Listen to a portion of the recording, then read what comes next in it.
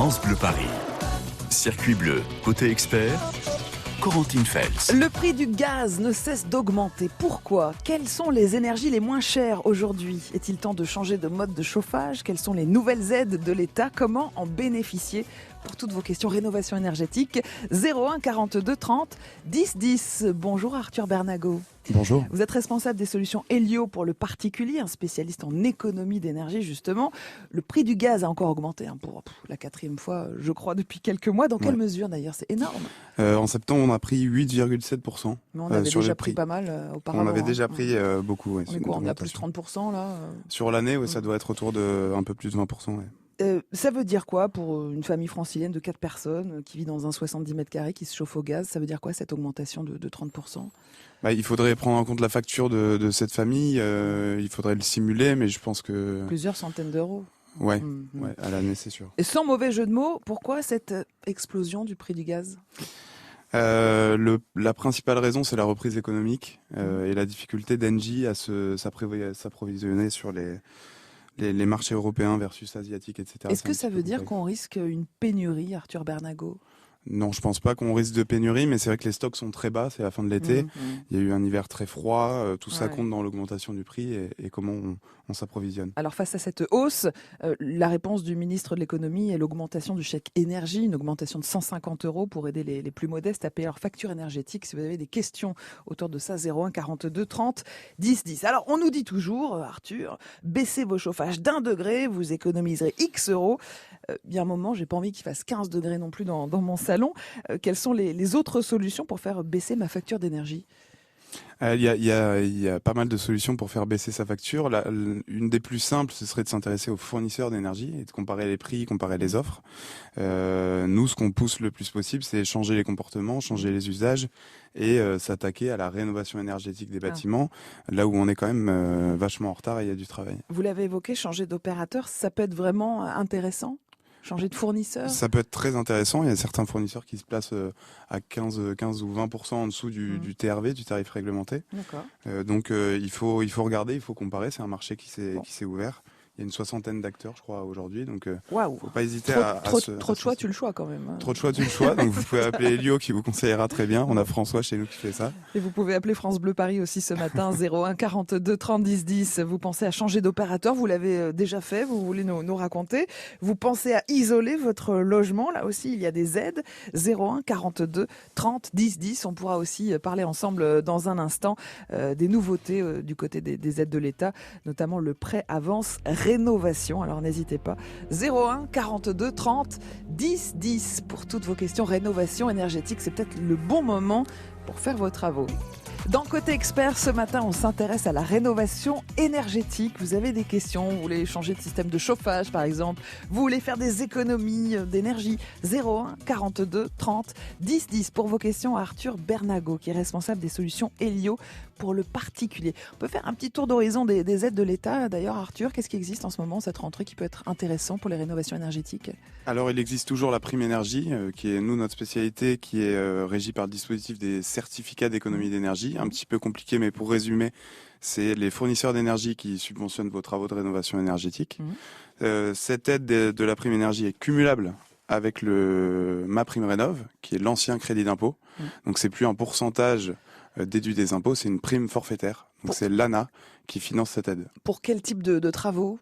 Isolation, chauffage, ventilation, fenêtres, menuiserie, tout ce qui permet de faire des économies d'énergie dans la maison ou dans l'appartement. Ça peut être intéressant si on veut, par exemple, changer de système de chauffage ? Ça peut être très intéressant. Si on cumule ces aides, on peut arriver jusqu'à 90% de la facture qui est financée. Donc nous, ça nous arrive de financer des chaudières biomasse ou des pompes à chaleur qui coûtent 15 000 € à la base et qui sont d'un reste à charge à 1 500 € à peu près. 01 42 30 10 10. Si ça vous intéresse, on peut détailler ces aides ensemble. On va passer aux questions des auditeurs de France Bleu Paris. Gérard à Poissy, que faut-il choisir ? Un contrat à prix fixe ou pas ? Quand on disait tout à l'heure trop de choix, tu le choix, on a aussi le choix entre les prix fixes ou pas. C'est un peu compliqué tout ça, Arthur. C'est une très bonne question. On serait tenté de se dire heure creuse, heure pleine, c'est le plus malin. Moi, je serais très vigilant là-dessus. Il faut quand même s'y connaître. Il faut pouvoir déplacer sa consommation, il faut pouvoir déplacer à peu près 40 ou 50% de sa consommation en heure creuse pour que ce soit vraiment rentable. C'est-à-dire la nuit La nuit, en pleine journée, donc vous programmez vos machines, etc. Mais ça suffit pas, donc souvent on a le réflexe machine, mais il faut vraiment réfléchir à ses comportements et demander conseil, parce que c'est pas toujours très rentable. Donc, Est-ce que Gérard ne parlait pas aussi de ces prix qui sont fixes, encadrés, en tout cas certifiés d'être stables pendant un petit moment? Ils le sont relativement quand même, parce qu'on a des augmentations de plus en plus fréquentes. Là, on parlait du gaz, mais l'électricité aussi augmente, toutes les énergies augmentent. Donc, il faut s'intéresser à chez qui on consomme son énergie, donc les fournisseurs, comment on la consomme, tarif, heure creuse, heure pleine ou pas, et surtout s'attaquer aux vraies raisons de sa consommation élevée que peuvent être les travaux. On parlait du prix du gaz, de son augmentation assez phénoménale ces derniers mois, Arthur. Aujourd'hui, quelle est l'énergie la moins chère pour se chauffer, par exemple ?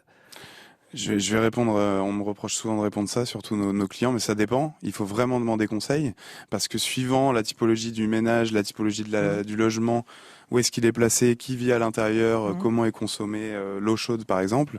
Moi je serais tenté de dire l'énergie sur le papier théoriquement la moins chère c'est le bois. Prix stable depuis 10 ans, 30% moins cher que les autres énergies.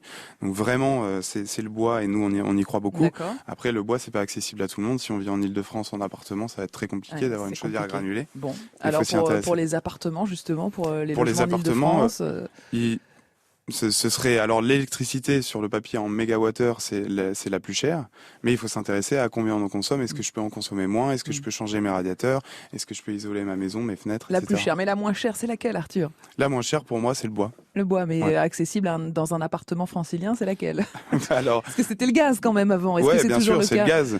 C'est le gaz. Toutes les énergies augmentent, dont le gaz. Donc ça reste le gaz. Ça reste le gaz par rapport à l'électricité. Justement, Sarah Argenteuil nous dit « J'utilise le gaz et je me demande si c'est une énergie polluante ». Très bonne question de Sarah. Que lui répondre, Arthur? Oui, c'est une énergie polluante, c'est une énergie fossile, c'est un combustible qu'on brûle pour chauffer. Donc oui, c'est une énergie polluante. Après, elle peut l'être moins si on s'équipe par exemple d'une chaudière à condensation, qui est une technologie plus récente qui va permettre de rebrûler les fumées et du coup d'arriver à des hauts rendements. C'est-à-dire en cramant une molécule de gaz, la combustion va prendre le plus possible de calories et donc un pouvoir calorifique beaucoup plus fort. Les chaudières plus récentes, plus chères, à condensation, sont évidemment donc les moins polluantes. Il y a des aides si on veut. Oui, c'est les plus chères, mais c'est aussi les plus subventionnés. Oui, c'est ça. Donc là, sans rentrer trop dans le détail non plus, mais vous pouvez demander conseil. Le coup de pouce pour le chauffage au gaz s'est arrêté le 1er juillet, mais il reste MaPrimeRénov', il reste encore plein d'aides, c'est encore largement subventionné. Si vous voulez qu'on regarde en détail ces aides, 01 42 30 10 10. Vous pensez à changer de système de chauffage, à faire des travaux de rénovation énergétique à la maison. On parlait de l'isolation, il y a encore des aides pour ça. 01 42 30 10 10 pour nous rejoindre dans Côté Expert sur France Bleu Paris. Parlons-en du temps. Allez, c'est le moment peut-être de faire vos travaux de rénovation énergétique. Vous avez besoin de conseils. Côté Expert est là avec Arthur Bernago, responsable des solutions Elio pour le particulier. Elio, c'est un spécialiste en économie d'énergie, justement. 01 42 30 10 10. Gérard à Poissy nous dit, non, Gérard, on l'a déjà fait, c'est maintenant Yvan à Saint-Cloud qui nous dit « Je suis propriétaire bailleur ». Yvan nous demande s'il y a des aides aussi en cas de travaux de rénovation énergétique pour ceux qui sont propriétaires bailleurs, donc qui louent des appartements. Qu'en pensez-vous, Arthur? Que pouvez-vous répondre à Yvan? Les propriétaires bailleurs, donc Yvan, peut accéder à MaPrimeRénov' depuis le 1er juillet. D'accord, c'est nouveau. Absolument, c'est MaPrimeRénov' qui s'est rodé pendant une première année avec les propriétaires occupants et qui a ouvert depuis le 1er juillet aux propriétaires bailleurs dans la limite, je crois, de 3 logements. Donc il y a quand même de quoi faire, mais...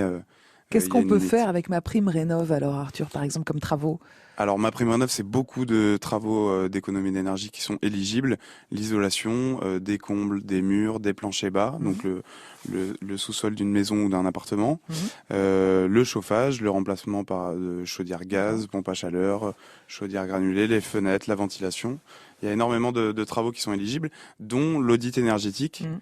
Qui est une grande nouveauté aussi, qui permet de commencer à mettre le pied à l'étrier à une maison ou un immeuble et commencer par un audit qui est lui aussi financé par MaPrimeRénov'. Alors parlons-en justement des copropriétés, parce qu'on est très nombreux en Île-de-France à vivre dans des immeubles en copropriété. Est-ce qu'il y a aussi des aides pour les copros ?